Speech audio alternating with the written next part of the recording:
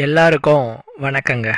உங்கள் எல்லாரையும் 666 Mantra YouTube channel வாயிலாக மறுபடியும் சந்திக்கிறதுல எனக்கு ரொம்ப ரொம்ப சந்தோஷம்.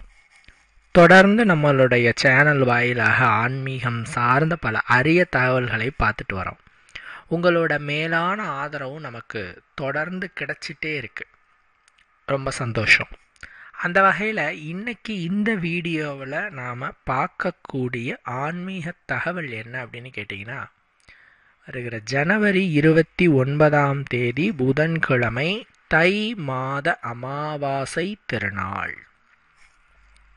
இந்த தை மாத அமாவாசை திருநாளிலே நான் சொல்கிற இந்த விஷயத்தை நிலைவாசலில் செய்தீர்கள் என்று சொன்னால் போதும் போதும் என்ற அளவில் பணம் பெருகும். லக்ஷ்மி நித்தியமாக உங்கள் வீட்டில் வாசம் செய்வாள். என்ன அப்படிங்கிறத இந்த வீடியோவில் விளக்கமாக பார்ப்போம். அதுக்கு முன்னாடி அமாவாசை திதி மாதந்தோறும் வந்ததுன்னாவே நம்ம கொஞ்சம் அலர்ட் ஆயிடணும். முக்கியமான நாள், சில முக்கியமான விஷயங்களை நாம் செய்யக்கூடிய நாள் என்று நாம் நம்மளுடைய மைண்டுக்கு சொல்லிடணும். அப்பேற்பட்ட ஒரு முக்கியமான அமாவாசைகளில் மிக முக்கியமான அமாவாசையாக வருகிறது இந்த தை மாத அமாவாசை. இப்போ மற்ற அமாவாசைலாம் முக்கியம் இல்லையாங்க அப்படின்னு கேட்டால், இந்த பிரதோஷம்னு ஒன்று வரும். அது வளர்பிறைக்கு ஒன்று வரும், தேய்பிறைக்கு ஒன்று வரும். இந்த பிரதோஷம், எல்லா பிரதோஷமுமே உத்தமமானது தான். ஆனால் சனிக்கிழமை வந்தால் ஏன் நாம் அதை மகா பிரதோஷம்னு சொல்கிறோம்? ஏகாதசி மாதந்தோறும் 2 ஏகாதசி வருது, சிறப்பு தான். ஏன் மார்கழியில் வந்தால் அது வைகுண்ட ஏகாதசி ரொம்ப சிறப்புன்னு சொல்கிறோம்? சிவராத்திரி மாதந்தோறும் தான் வருது, ஏன் மாசியில் வர சிவராத்திரியை மகா சிவராத்திரின்னு சொல்கிறோம்? அந்த மாதிரி எல்லாத்துக்குமே தலையாய ஒரு கடமையை செய்யக்கூடிய ஒரு திருநாளாக அந்தந்த தெய்வங்களின் வழிபாடுகள் வரும். அப்படி பார்த்தா அமாவாசை கடமையை மற்ற மாதங்களில் வரும் அமாவாசைகளில் நீங்கள் செய்தாலும் நீங்கள் தலையாய கடமையாக இந்த தை மாத அமாவாசை நாளில் நீங்கள் சில விஷயங்களை கட்டாயம் செய்ய வேண்டும். செய்தால் என்ன நடக்கும்? அமாவாசை நாளில் நான் இப்போ சொல்கிற இந்த பரிகாரங்களை செஞ்சால் என்ன நடக்கும்? பித்ரு தோஷம் விலகும். ஏன்னா அமாவாசைங்கிறதே நம்மளுடைய முன்னோர்களுக்கான திதி நாள் தான். ஸோ அன்னைக்கு நான் சொல்கிற சில விஷயங்களை செய்கிறதின் மூலமாக உங்களுக்கு இருக்கிற பித்ரு தோஷம் நீங்கும். ஜாதகத்திலே இந்த பித்ரு தோஷம் என்பது மிக முக்கியமானது. ஒருவரின் ஜாதகத்தில் லக்னத்திலிருந்து 5வது பாகம் பாவகிரகத்தால் அமரப்பட்டிருக்கிறது அப்படின்னு சொன்னால் அவங்களுக்கு பித்ரு தோஷம் இருப்பதாக அர்த்தம். அந்த பித்ரு தோஷம் அவர்களை பல வழியில் பாதிக்கும். அதில் ஒரு முக்கியமான ப்ராப்ளம் தான் ஏதாவது குடும்பத்தில் குறையோடு இருப்பது. நீங்கள் பார்க்கலாம், சில குடும்பங்களில் ஏதாவது ஒரு குறையோடையே இருப்பாங்க. ஒன்று வாரிசு இல்லாமல் இருக்கும், அகால மரணங்கள் ஏற்பட்டு கொண்டிருக்கும், திருமண வாழ்வு சரியாக இருக்காது, குழந்தை பிறக்கிறதுலே சரியான ஒரு விஷயங்கள் இருக்காது, பிரச்சனை இருக்கும், வீடு இருக்காது. இது மாதிரி ஏதாவது குறைகள் அந்த குடும்பத்தை சூழ்ந்து கொண்டே இருக்கும். நீங்கள் பார்த்தாவே நல்லா கண்டுபிடிக்கலாம். இப்படி அந்த சாபங்களால் ஒரு குடும்பம் பாதிக்கப்படுதுன்னா நம்மளுடைய முன்னோர்களினுடைய சாபமாக இருக்கலாம். இப்போ நீங்கள் கேட்கலாம், ஏங்க நம்ம முன்னோர்கள் நமக்கு சாபம் கொடுப்பாங்களாங்க அப்படின்னு கேட்டால், அவங்க சபிக்க மாட்டாங்க. நம்மளோட வாழ்ந்து மறைந்து நம் முன்னோர்கள் நம்மளை சபிக்க மாட்டாங்க. ஆனால் அவர்களினுடைய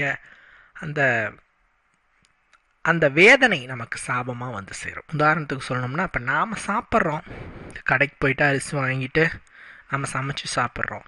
பித்ருலகத்தில் இருக்கிற நம்ம முன்னோர்களுக்கு யாருங்க சாப்பாடு கொடுக்கறது? அவங்களுக்கும் நாம் இங்கேருந்து தான் கொடுக்கணும். அவங்க வம்சாவளியினரான நாம தான் சாப்பாடை அவங்கள நினச்சி வச்சு கும்பிட்டாதான் அவங்களுக்கு அந்த சாப்பாடு அங்கே போய் சேரும்.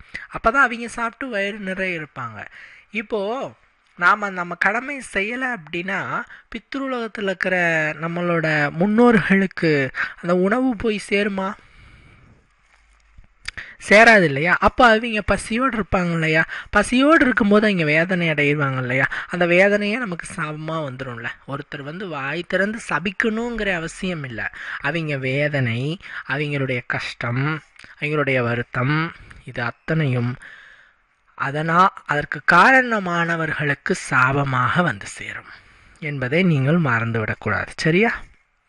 இப்போது இந்த பித்ருதோஷத்திலிருந்து நீங்கள் நீங்கணும் அப்படின்னா என்ன பண்ணலான்னா, ஒன்றும் இல்லைங்க, தை மாத அமாவாசையில் தர்ப்பணம் பண்ணணும். தர்ப்பணம் பண்ண பல்வேறு வழிமுறைகள் இருக்குது. பசுமாட்டுக்கு வைக்கோல், அகத்திக்கீரை, வாழைப்பழம் வாங்கி கொடுத்தாலும் பித்ரு தோஷம் நீங்கும். அதே மாதிரி வறியவர்கள், யாசகர்கள் இவங்களுக்கு உணவினை வாங்கி கொடுத்தாலும் உங்களுக்கு பித்ரு தோஷம் நீங்கும். காகத்திற்கு சாதம் வைத்தாலும், வெள்ளை சாதத்திலே கருப்பு எல்லை கலந்து காகத்திற்கு சாதம் வைத்தாலும் உங்களுக்கு அந்த காகம் அதை எடுத்துகிட்டு போச்சுன்னா பித்ருதோஷம் நீங்கும். இந்த மாதிரி பல்வேறு விதமான வழிமுறைகளில் உங்களுடைய பித்ரு தோஷத்தை நீங்கள் போக்கிக் கொள்ளலாம். சரிங்களா? இந்த பித்ரு தோஷத்தால் பாதிக்கப்பட்டு இருப்பவர்கள் மேற்கூறிய விஷயங்களை செய்து உங்களுடைய தோஷங்களை நீக்கிட்டு தடைப்பட்ட அத்தனை செயல்களிலிருந்தும் நீங்கள் தடையில்லாத ஒரு நல்வாழ்வை வாழ வேண்டும். இதுதான் என்னுடைய தாழ்மையான வேண்டுகோள்.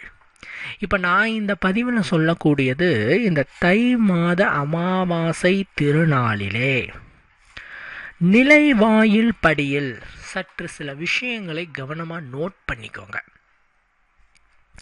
நிலைவாயில் படி அப்படிங்கிறது ஒரு வீட்டினுடைய மிக முக்கியமான பகுதி. இன்னும் சொல்ல போனால் குலதெய்வம் வாசம் செய்யும் பகுதியாக வருவது நிலைவாயில் படி தான். குலத்தை மறந்தாலும் குலதெய்வத்தை மறக்காதே அப்படின்னு சொல்லுவாங்க. ஒவ்வொருவருக்கும் முதன்மையான தெய்வம் யாருங்க? குலதெய்வம் தானுங்க. அந்த குல தெய்வம் நமக்கு குலத்தை காக்கணும், நம்மளுடைய வம்சத்தை காக்கணும். அந்த வம்சத்தை காக்க வேண்டும் என நினைத்தால் நீங்கள் அந்த அமாவாசை திருநாளில் நிலைவாசல் படியை சுத்தமாக கழுவிட்டு மஞ்சள் பூசிட்டு குங்குமம் இட்டுட்டு 2 பக்கமும் எலுமிச்சை பழத்தை அறுத்து வச்சுட்டு ஒரு பக்கம் மஞ்சளும் ஒரு பக்கம் குங்குமமும் தடவி வச்சுட்டு விளக்கு வச்சுட்டு கும்பிட்டுட்டு வேண்டிக்கிட்டீங்கன்னா குல தெய்வத்தின் அருளை நீங்கள் பெறலாம். நிலைவாயில் படியில் நாம் உட்காரக்கூடாதுன்னு சொல்லுவோம். அங்கே நின்றுக்கிட்டு ஒன்று உள்ளே பொருட்கள் வாங்கணும், இல்லை வெளியே போய் நின்றுட்டு பொருட்கள் வாங்கணும். 2க்கு நடுவில் நின்றுட்டு பொருட்களை நாம் மாற்றக்கூடாது. அது குலதெய்வத்தை அவமதிக்கிற செயலாக அமையும். ஸோ இந்த நிலைவாயில் படி என்பது குல தெய்வத்தினுடைய அருளினை கொடுக்கக்கூடியது. உங்களுக்கு குலதெய்வத்தினுடைய அருள் வேணும்னா தை அமாவாசை திருநாளில் நிலைவாயில் படியை பூஜிங்க. சரிங்களா? இது ஒரு முக்கியமான பாயிண்ட். அதே மாதிரி இந்த தை மாத அமாவாசை திருநாள் அன்று யாராக இருந்தாலும் சரிங்க, எவராக இருந்தாலும் சரி, உங்களுடைய குலதெய்வத்தின் கோயிலுக்கு சென்றோம். குலதெய்வம் கோயில் ரொம்ப லாங்காக இருக்குதுங்க அப்படின்னு சொல்லும்போது உங்களுடைய ஊர்கிட்டையே எல்லை சாமிகளின் கோயில் இருக்கும். அந்த எல்லை சாமிகளின் கோயிலுக்கு நாம் போயிட்டு தீபம் ஏற்றி வழிபாடு செய்யுங்க. 2 நெய் விளக்கேற்றி அமாவாசை திதியில் நாம் குலதெய்வ வழிபாடு செய்யும் பொழுது குலதெய்வம் உங்களுக்கு வசியமாகி நீங்கள் விரும்பியது அத்துணையும் நிறைவேற்றி கொடுக்கும். எனக்கு வீடு வேணும், நிலம் வேணும், கார் வேணும், திருமணம் நடக்கணும் அப்படின்ட்டு நீங்கள் என்ன வேண்டி இந்த பரிகாரத்தை நீங்கள் செஞ்சாலும் பலன் நிச்சயம். நீங்கள் அழுத்து போயிருப்பீங்க, போங்க நீங்கள் இப்படி தான் சொல்கிறீங்க, நான் நிறைய பரிகாரங்களை நான் செஞ்சுட்டேன், கடவுள் காது கொடுத்தே கேட்க மாட்டேங்கிறார், நீங்கள் சொன்னீங்கன்னு தான் தீபம் போட்டேன், நீங்கள் சொன்னீங்கன்னு தான் வழிபாடுகள் பண்ணேன், பலன் இல்லையே அப்படின்னா, நாம் ஒரு வேண்டுதலை நினைக்கும் பொழுது அதை திரும்ப திரும்ப இறைவனிடத்தில் கேட்கணும். அதற்கான பாலங்கள் தான் இந்த பரிகாரங்கள். சிலர் சொல்லுவாங்க, எனக்கு திருமணம் நடக்கணும்னு சொல்லுவாங்க, அமாவாசையில் போய் தீபம் போடுங்க, இல்லை செவ்வாய்க்கிழமை முருகனுக்கு வழிபாடு பண்ணுங்க அப்படின்னு சொல்லுவோம். போவாங்க, தீபம் போடுவாங்க, கும்பிடுவாங்க, மனமுருகி வேண்டிக்குவாங்க, அதுக்கப்புறம் அதை பற்றி நினைக்கவே மாட்டாங்க. அதை பற்றி இறைவனிடத்தில் கேட்கவே மாட்டாங்க. இது தவறு. இறைவனிடத்தில் உங்களுக்கான ஆசைகளையும் தேவைகளையும் திரும்ப திரும்ப கேட்கணும். அந்த பரிகாரம் செய்யறதுங்கிறது இறைவனிடத்தில் நீங்கள் பாதி ஒரு கால்வாசி தூரம் போயிட்டீங்க. அந்த விளக்கேற்றி பரிகாரம் செஞ்சு கும்பிடும் போதே உங்களுடைய அந்த பிரார்த்தனை இறைவனிடத்தில் காதுக்கு ஒரு காவாசி தூரத்துக்கு போயிடுச்சுன்னா முக்காவாசி தூரத்துக்கு நீங்கள் பிரயாணம் பண்ணணுமே. ஸோ நீங்கள் திரும்ப திரும்ப திரும்ப திரும்ப திரும்ப கேட்கணும். கேட்டால் கிடைக்கும். இறைவன் கேளுங்கள் தரப்படும் என்பது பிரபஞ்ச சக்தியினுடைய ஒரு அளவில்லாத ஒரு விஷயம். அதை நான் சொல்கிறேன். நல்லா அதையும் நீங்கள் தெரிஞ்சுக்கிறது நல்லது தான். ஸோ அந்த அமாவாசை நாளில் தீபம் போட்டு கும்பிட்டு நீங்கள் இறைவனிடத்தில் என்ன வேண்டிக்கிட்டாலும் அது இறைவனுடைய செவிகளுக்கு 1/4 பங்கு 1/2 பங்கு வாக்கு போயிடும். திரும்ப திரும்ப அதை பிரார்த்தனையாக வைக்கும்போது கண்டிப்பாக அந்த மாதம் முடிவதற்குள்ளாகவே அது நிறைவேறுங்கிறதுல ஐயமில்லை. ஏன்னா மாந்திரீக சாஸ்திரத்தில் இந்த அமாவாசையை பற்றி நிறைய விஷயங்கள் சொல்லப்பட்டிருக்குது. ஒருவர் சாதாரண நாட்களில் ஒரு மந்திர ஜபம் செய்கிறார், ஒரு பிரார்த்தனையை வைக்கிறார், ஒரு பரிகாரங்களை செய்கிறார், ஒரு தான தர்மங்களை செய்கிறார் என்று சொன்னால் அது 100 மடங்கு வேகத்தில் பலனை தரும். ஆனால் அமாவாசை பௌர்ணமி திதிகளிலே நீங்கள் உங்களுடைய பிரார்த்தனைகளை வைக்கும் பொழுது, வேண்டுதல்களை வைக்கும் பொழுது அது 1,00,000 மடங்கு வேகத்தில் பலனினை தரும். ஸோ அமாவாசைகளுக்கெல்லாம் தலையாய அமாவாசை என்று சொல்லக்கூடிய தை அமாவாசை அன்று நீங்கள் பிரார்த்தனையை பரிகாரங்களை தான தர்மங்களை செய்யும்போது அது 1,00,000க்கும் அதிகமான அளவு உங்களுக்கு பலனினை கொடுக்கக்கூடியதாக அமையும் என்பதிலே எந்த விதமான ஐயமுமே கிடையாது. சரிங்களா? அதனால் கண்டிப்பாக நான் சொல்கிறேன், நிச்சயமாக செய்யுங்க. இப்போ இந்த அமாவாசையிலேருந்து நான் இன்னொரு விஷயத்தையும் சொல்கிறேன். அதை முடிஞ்சால் செய்ய பாருங்கள். ஃபஸ்ட்டு செய்யும் போது கொஞ்சம் நர்வஸாக இருக்கும், குழப்பமாக இருக்கும், செய்யறதுக்கு கொஞ்சம் பதட்டமாக இருக்கும். ஆனால் ரெகுலராக செய்ய இது மேலே ஆர்வம் வரும். இது ஒரு டைம் கிளிக் ஆகிடுச்சுனாவே நீங்கள் எல்லாருக்கும் சொல்லுவீங்க, நீங்கள் விட மாட்டீங்க. வாழ்க்கையில் நிறைய வெற்றிகளை காண்பீர்கள். நீங்கள் நினச்சி பார்த்துருக்கீங்களா? என்னைக்காவது எப்பயாவது நினச்சி பார்த்துருக்கீங்களா? நாம் ஏன் வறுமையில் பிறந்தோம்? நம்ம கூடயே இன்னொரு பையன் பிறந்தான், அவன் பணக்காரனாக இருக்கான். நாமளும் தான் படிக்கிறோம், நம்மளுக்கு மார்க் வர மாட்டேங்குது. இன்னொரு பையன் படிக்கிறான், அவன் நல்ல மார்க் எடுக்கிறான். நாமளும் தான் கடினமாக உழைக்கிறோம், சம்பாதிக்க முடியல. இன்னொருத்தனும் ஏதோ மெம்போக்காக உழைக்கிறான், நல்ல வசதியாக இருக்கிறான். நமக்கு தான் துன்பங்கள் வந்துகிட்டே இருக்குது, ஆனால் மற்றவனுக்கு அதை துன்பங்கள் கம்மியாக வருது. நான் மட்டும் என்ன பாவம் பண்ண? இது நாம் நினைக்கிறோமா இல்லையா? இதுக்கெல்லாம் காரணம் கர்மா என்று சொன்னாலும், கர்மா என்பது முன் ஜென்ம பாவ வினைகள். முன் ஜென்மத்தில் செஞ்சதை நம்ம இந்த ஜென்மத்தில் கழிக்கிறோம் சொன்னாலும் அதை நாம் மாற்றி அமைக்க முடியும். அப்போ விதியவே மாற்ற சக்தி இருக்குதாங்க அப்படின்னு கேட்டால், விதியை நீங்கள் மாற்றி அதையும் நீங்கள் கர்மாவாக உருவாக்கி நீங்கள் அடுத்த பிறவியில் அதை நிவர்த்தி செய்வீங்க. ஆனால் இந்த பிறவிக்கு நாம் சில ஆசைகளை நாம் வேணும்னு தானே வேண்டி ஆகணும். கார் வேணும், நகை வேணும், பைக் வேணும், நல்ல மனைவி வேணும், குழந்தைங்க வேணும். இது வேணான்னு யாராவது சொல்லுவாங்களா? இது வேணான்னு சொன்னால் தான் இறைவனை அடைய முடியும். இது எதுவுமே பந்த பாசங்களை அறுத்து அவனே கதி என்று அவனுடைய திருவடிகளை பற்றினால்தான் நமக்கு அவனுடைய தரிசனமே கிடைக்கும். இப்போ அப்படி யாரும் இல்லை. நான் நிறைய பேர் அறிவாளிகள் கேட்பாங்க, ஏன் இறைவன் காட்சி அளிக்க மாட்டேங்கிறார்? சென்ற யுகங்கள்லாம் இறைவன் காட்சி அளிப்பார் இல்லையா? வரங்கள்லாம் வாங்குவாங்க இல்லையா? இறைவனை நோக்கி தவம் பண்ணி வரங்கள்லாம் வாங்கினாங்க. ஏன் நாம் இறைவனை பார்க்க முடியலன்னா, நம்மளால் எண்ணி பார்த்து 5 நிமிஷம் கூட காமம், ஆசை, குரோதம், அதே மாதிரி பந்தபாசம் இதை அறுக்கவே முடியாது. நீங்கள் வேணால் ட்ரை பண்ணி பாருங்கள். 5 நிமிஷம் கூட உங்களால் இதை விட்டு பிரிஞ்சு இருக்க முடியாது. ஏன் இருக்க முடியாதுன்னா, இது கலியுகம். களி என்னும் அரக்கனின் கட்டுப்பாட்டில் நாம் இருக்கிறோம். அதனால் இதெல்லாம் இருந்தால் தான் மனிதன் அப்படிங்கிற ஒரு விஷயமே இருக்குது. குறைச்சிக்கலாம். ஆசையும் அதிகமாக வைக்காமல் தாமரை இலை தண்ணீர் போல் நம்மளுடைய விருப்பங்களை வச்சுக்கிறது நல்லது. ஏன் நான் இதை சொல்கிறேன்னா, ஒரு பிரபஞ்ச ரகசியத்தை நான் உங்களுக்கு சொல்லித்தரேன். இது வெரி பவர்ஃபுல்லான ஒரு டெக்னிக்கு. உங்களுடைய விதி எதுவாக இருந்தாலும் அதை இந்த பிரபஞ்சத்திடம் மனமுருகி வேண்டி கேட்டு அதை மாற்றி அமைச்சுக்கலாம்.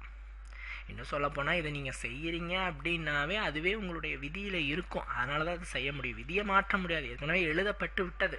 ஏன்னா யாருடைய விதி எங்கே எப்படின்னு யாருக்குமே தெரியாது.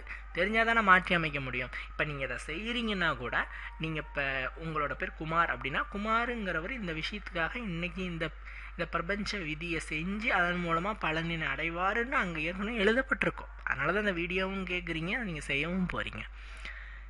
என்னன்னா பிரபஞ்சத்திடம் நீங்கள் கேளுங்க. ஃபர்ஸ்ட் பிரபஞ்சனா என்னங்க அதை சொல்லுங்க அப்படின்னா, பிரபஞ்சம் என்பது இறை சக்தி. இறைவன் எங்க இருக்கிறார்? பிரபஞ்சத்தில் இருக்கிறார், பிரபஞ்சமாக இருக்கிறார். அப்படின்னா இறைவன் ஒருவனாங்க. பிரபஞ்சங்கிறது ஒன்று தானே. அப்படின்னா இறைவனும் ஒருவனா? நாம தான் 1000 தெய்வங்கள் 1,00,000 தெய்வங்களை கும்பிட்றோமே, அதெல்லாம் சும்மாவா அப்படின்னு கேட்டால், இறைவன் ஒருவன் தான். அந்த ஒருவனான இறைவனை நாம் எதுவாக ஏற்றுக்கொள்கிறோம் என்பதை பொறுத்து தான் இறைவனுக்கு பல்வேறு வடிவங்கள். சிலருக்கு சிவன் பிடிக்கும், சிலருக்கு பெருமாள் பிடிக்கும், சிலருக்கு முருகன் பிடிக்கும், சிலருக்கு பிள்ளையார் பிடிக்கும், சிலருக்கு அம்மன் பார்த்தீங்கன்னா பிடிக்கும்.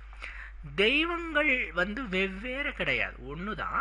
அவங்களுடைய தோற்றத்தை வைத்து, அவங்களுடைய குணங்களை வைத்து நாம் அவங்கள பிடிச்சிங்களா ஏற்றுக்கிறோம். சரிங்களா? அதனால் இந்த பிரபஞ்சம் என்பது இறை சக்தி. பிரபஞ்சம் என்பது அதுதான் இறைவன். அதுக்கிட்ட நாம் திரும்ப திரும்ப நம்ம கேட்கணும். எப்பெல்லாம் கேட்கலாம்? அடுத்த கேள்வி வரும் இல்லையா? எப்போ பிரபஞ்சத்துக்கிட்ட கேட்டால் பிரபஞ்சம் நிறைவேற்றி கொடுக்கும். பிரபஞ்சம் ஃபஸ்ட்டு எங்கே இருக்குது? வானத்தில் இருக்கா? இப்போ நீங்கள் அடுத்த கேள்வி அதானே கேட்பீங்க, பிரபஞ்சம் வானத்தில் இருக்கான்னு கேட்பீங்க. பிரபஞ்சம் வானத்தில் இல்லை, உங்களோட மனதில் தான் இருக்குது. மனசுக்குள்ளே தான் பிரபஞ்சம் இருக்குது. பிரபஞ்சம் அதாவது ஒவ்வொரு அணுவால் இந்த பிரபஞ்சம் என்பது நம்மளோட மனசில் இருக்குது. நம்மளோட உடம்பு அணுவால் ஆனது, சின்ன சின்ன அணுவால் ஆனது. நம்மளை உருவாக்குனது இந்த பிரபஞ்சம் தான். சரிங்களா? நான் ஃபஸ்ட்டு சொன்னேன் இல்லையா, நான் ஏன் பணக்கார குடும்பத்தில் பிறக்கலை, நான் ஏன் ஏழை குடும்பத்தில் பிறந்தேன். கர்மா அடிப்படையில் பிரபஞ்சம் தான் நம்மளை எங்கெங்கே கொண்டு போய் சேர்க்கணும்னு முடிவு பண்ணுது. இப்போ நான் இருக்கேன் அப்படின்னா என் மனசுக்குள்ளே பிரபஞ்ச சக்தி இருக்குது. இந்த பிரபஞ்ச சக்தியை நாம் என்ன பண்ண, தட்டி எழுப்பணும். ஆக்டிவில் இருக்குது. ஆனால் நாம் அதுக்குள்ளே எதுவுமே கொடுக்கறதில்ல. ஏதாவது எனக்கு கொடுங்க, பசியோடு இருக்கேன், நான் அதை சாப்பிட்டு உங்களுக்கு நிறைவேற்றி கொடுக்குறேன்னு அது கேட்குது. நம்மளால் அதை செய்ய முடியல. என்ன பண்ணணும்னா, தூங்கி எழுந்தவுடன் மூஞ்செல்லாம் கழுவக்கூடாது. நீங்கள் காலையில் எழுந்த உடனே அந்த தூக்கத்திற்கும் விழிப்பிற்கும் இடையில் ஒரு விதமான மயக்க நிலை இருக்கும். இப்போ பார்த்தீங்கன்னா தூக்க நிலையின் மயக்க நிலை அப்படின்னு சொல்லும்.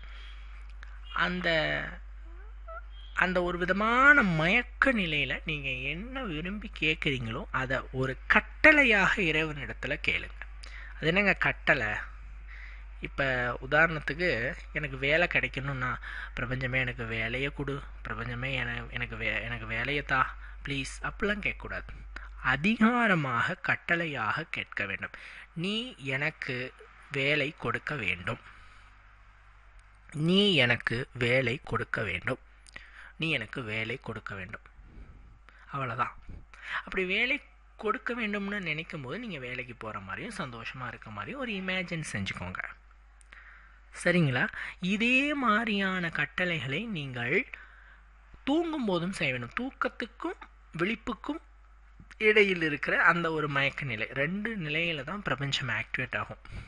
நம்மளோட மனசுக்குள்ளே இருக்க பிரபஞ்சம் எப்பன்னா, நீங்கள் இரவு தூங்கும்போது தூக்கத்திற்கும் விழிப்பிற்கும் இடைப்பட்ட நேரம், காலையில் முழிக்கும் போது அந்த விழிப்புக்கும் தூக்கத்துக்கும் இடைப்பட்ட நேரம். இந்த டைமிங் ஒரு 2 minutes 3 minutes ஒரு 5 minutes இந்த டைம் தான் இருக்கும். ஸோ அப்போ இந்த கட்டளைகளை தொடர்ந்து சொல்ல வேண்டும். இதை நாம் ஒரு விருப்பமாக இருக்க வேண்டும். இப்போ நீங்கள் வேலை கிடைக்கணும்னா அதை மட்டுமே ஃபோக்கஸ் பண்ணி தொடர்ச்சியாக சொல்லணும். சில பேர் நிறைய ஆசைகளை வேண்டிட்டு இதை ட்ரை பண்ணுவாங்க. ஆசைகள் அதிகமாகும் பொழுது மனது ஒருநிலைப்படாது. மனது ஆசைகளை தேடுற ஒரு கருவி. இன்றைக்கி இனிப்பு பிடிக்கும்பாங்க, நாளைக்கு கசப்பு பிடிக்கும்பாங்க. இன்றைக்கி எனக்கு மிட்டாய் சாப்பிட பிடிக்கும்பாங்க, நாளைக்கு காரம் சாப்பிட பிடிக்கும்பாங்க. சரிங்களா? அதனால் மனசு குரங்கு மாதிரி தாவிட்டே இருக்கும். ஸோ 4-5 விஷயங்களை உள்ளே போடும்போது அது ஏதாவது ஒரு ஆசை டிஸ்டர்ப் ஆகி மாறிடும். அப்போது பிரபஞ்சம் அதை உள்வாங்கிறதுக்கு ரொம்ப கஷ்டப்படும். அந்த காலத்தில் என்ன பண்ணுவாங்கன்னா, முனிவர்கள், அசுரர்கள் இவங்கெல்லாம் ஏதாவது ஒரு ஆசையை மனசில் நினச்சிட்டு தவம் பண்ணுவாங்க. அப்படி தவம் பண்ணும்போது இறைவன் தோன்றுவார். அந்த மாதிரி நம்ம ஏதேனும் ஒரு ஆசையை மனசில் நினச்சிட்டு அந்த ஆசை நிறைவேற வேண்டுமாய் திரும்ப திரும்ப திரும்ப திரும்ப சொல்லணும். எத்தனை நாளுங்க சொல்லலாம்? 1 வாரம், 1 மாதம், 1 வருஷம் அப்படின்னு கேட்டால், எந்த அளவுக்கு நம்பிக்கையோட ஃபோக்கஸாக இதை செய்கிறீங்களோ அவ்வளோ சீக்கிரம் நிறைவேறும். சரியாக போச்சு போங்க, என்ன பண்ணால் 50 வருஷம் ஆகுமா அப்படின்னு கேட்காதீங்க. பிரபஞ்சம் எதை உங்களுக்கு எப்பொழுது கொடுக்க வேண்டும் என நினைக்கிறதோ அதை சரியான சமயத்தில் உங்களுக்கு கொடுத்தே தீரும். அதனால் இப்போ ஒரு உதாரணத்துக்கு, நீங்கள் நல்லபடியாக ஒரு வேலைக்கு போகணும்னு நினச்சிங்கன்னா இன்னும் ஒரு 10 வருஷம் கழித்து பிரபஞ்சம் வேலை கொடுக்குமா? கொடுக்காது. கரெக்டாக இன்னும் எந்த பீரியடில் நீங்கள் வேலைக்கு போகிற 6 மாதம், 3 மாதம், 1 மாதம் அந்த டைம்லேயே உங்களுக்கு கொடுத்துரும். மேக்ஸிமம் ஒரு 6 மந்த்க்குள்ளேயே நீங்கள் கேட்குறது. ஏன்னா இது நீங்கள் பிரபஞ்சத்தில் கேட்குறீங்க அப்படின்னாவே அதுக்கான நேரம், அந்த வேலைக்கான நேரம் வந்துட்டுன்னு தான் அர்த்தம். அதனால் திரும்ப திரும்ப திரும்ப திரும்ப பிரபஞ்சத்திடம் கேட்கும்போது நிறைவேறும். இதை ஏங்க இந்த அமாவாசையில் சொல்லுங்கள், செய்ய ஸ்டார்ட் பண்ணுங்க அப்படின்னு சொன்னால், அமாவாசை, பௌர்ணமி இந்த திதிகளில் பிரபஞ்சம் அதிகமான சக்தியை வெளிப்படுத்தும். அதனால தான் மனிதன் அமாவாசை பௌர்ணமியில் தன்னுடைய ஒருநிலை மிக்க மனநிலையில் இருக்க மாட்டேங்கிறான். அதனால தான் முன்னோர்கள் சொல்லுவாங்க, அமாவாசைகளில், பௌர்ணமிகளில் முக்கிய முடிவுகளை எடுக்காதீங்க, முக்கியமான விஷயத்தை பேசாதீங்க, கடினமான வேலைகளை செய்யாதீங்க, பணம் கொடுக்கல் வாங்கல கவனமாயிருங்க அப்படின்னு சொல்லுவாங்க. ஏன்னா மனிதனின் மனநிலை ரொம்ப ஒரு ஆக்ரோஷமாக இருக்கும். ஏன் ஆக்ரோஷமாக இருக்குது, ஏன் ஒரு நிலையாக இல்லாமல் இருக்குன்னா, அங்கே உள்ளே கொதிச்சுக்கிட்டு இருக்கு. ஸோ அந்த டைமில் என்ன வேணும்னு கேட்குது மனசு, பிரபஞ்சம் கேட்குது. நாம் அதுக்கு கரெக்டாக யூஸ் பண்ணிக்கணும். அமாவாசை திதியிலிருந்து ஸ்டார்ட் பண்ணுங்கள். அன்னைக்கு நீங்கள் சொன்னீங்கன்னாவே அது 1 மந்த் ரெகுலராக பிரபஞ்சத்துக்கிட்ட நீங்கள் கேட்டதுக்கு சமம். அதனால தான் நான் அதை சொல்லுங்கள் அப்படின்னு சொன்னேன். கட்டுரைத்தல்களை ஒன்றாக விதியுங்கள். நான் முன்னாடி சொன்ன மாதிரி கட்டளையாக விதியுங்கள். இப்போ உங்களுக்கு ஒரு திருமணம் நடக்க வேண்டும்னா, எனக்கு திருமணம் நடக்க வேண்டும், அன்பான, அறிவான, அழகான பெண் எனக்கு மனைவியாக கிடைக்க வேண்டும், இவ்வளோ நாளுக்குள்ளே கிடைக்கணும், எப்போ ஒரு 3 மாதத்துக்குள்ளே கிடைக்கணும், மாதத்தை கூட மென்ஷன் பண்ணி நீங்கள் சொல்லலாம், தை மாதத்துக்குள் கிடைக்க வேண்டும் அப்படின்னு கூட நீங்கள் சொல்லலாம். கட்டளையாக சொல்லணும், ரெக்வஸ்ட்டாக கேட்கக்கூடாது. திரும்ப திரும்ப திரும்ப கேளுங்கள். இந்த டைமிங்லையும் கேளுங்க. நான் சொன்ன அந்த 2 டைமிங்கில் அப்படி கேட்டுகிட்டே தூங்கிடுங்க. நீங்கள் அப்படியே தூக்கத்திலேருந்து விழித்தோடனே இதை கேட்டுகிட்டே நீங்கள் நல்ல விழிப்பு நிலையும் அடைஞ்சிருங்க. 2 டைமிங்குமே வரம் கொடுக்கும் நேரம் என்று சொல்லுகிறோம். பிரபஞ்சம் உங்களுக்கு வரத்தினை கொடுக்கும் நேரமாக இந்த நேரம் அமைகிறது. அதனால் மறக்காமல் இந்த பிரபஞ்ச ரகசியத்தையும் இந்த தை மாத அமாவாசையில் நீங்கள் செய்தீர்கள் அப்படின்னு சொன்னால் பன்மடங்கு பலன்களை பெறுவீர்கள் என்பதிலே துளி ஐயம் கூட கிடையாது. சரிங்களா? அடுத்த கேள்வி வரும், இதை பெண்கள் செய்யலாமாங்க, ஆண்கள் செய்யலாமாங்க? இந்த விஷயத்துக்கு மட்டும் பெண்கள் தீட்டு காலங்களிலும் செய்யலாம். ஏன்னா பிரபஞ்சம்தான் இந்த உடலை கொடுத்தது. ஸோ அந்த உடலுக்கு ஏற்படுற தீட்டு விஷயங்கள், பிரச்சனைகளுக்கு பிரபஞ்சம் எந்த விதத்திலையும் அஃபெக்ட் ஆகாது. ஸோ பிரபஞ்சத்திடம் உடல் பிரச்சனைகள் இந்த தீட்டு காலங்களிலும் பெண்கள் இதை செய்யலாம். சரிங்களா? தாராளமாக பிரபஞ்சத்திடம் கேளுங்க, நிச்சயமாக உங்களுக்கு இந்த பிரபஞ்சம் அதை கொடுக்கும். உங்களுக்கு இந்த வீடியோ பயனுள்ளதாக இருந்திருக்கும் நான் நம்புகிறேன். வீடியோவை முழுமையாக பார்த்தமைக்கு நன்றி. வணக்கம்.